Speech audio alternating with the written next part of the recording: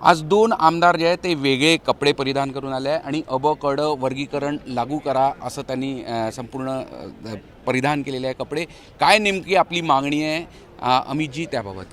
1 August 2024 रोजी supreme कोर्टानं जो निर्णय दिला होता की राज्यामध्ये सर्व अनुसूचित जातींना सर्वार्थाने न्याय मिळण्यासाठी जी खंडपीठाने त्या दिवशी 1 ऑगस्ट 2024ला जे सांगितलं होतं त्याप्रमाणे महाराष्ट्रामध्ये हे अ ब क ड वर्गीकरण लवकरात लवकर जाहीर झालं पाहिजे. कारण भारतामध्ये इतर राज्यांमध्ये पंजाब असेल, तामिळनाडू असेल, इतर ठिकाणी आंध्र प्रदेश असेल, या ठिकाणी हे आरक्षण लागू झालेलं आहे. हे आरक्षण लागू झाल्यानंतर खऱ्या अर्थानं डॉक्टर बाबासाहेब आंबेडकरांना अपेक्षित असलेल्या सर्व समाजाला सर्व स्तरावरचा न्याय मिळेल म्हणून आम्ही आज हे आंदोलन करतोय आणि बाहेरच्या जनतेचा आमच्या 59 जातींचा आवाज बनून आम्ही या ठिकाणी विधिमंडळात विधान परिषद आणि विधानसभेमध्ये हा आवाज उठवतोय.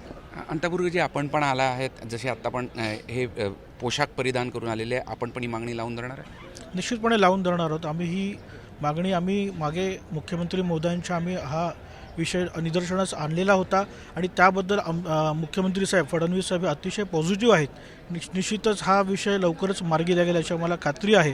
परंतु जो वेळ आता बदर समितीकडनं आम्हाला जो लागतो आहे तो लवकरात लवकर झाला पाहिजे हीच आमची या ठिकाणी मागणी आहे.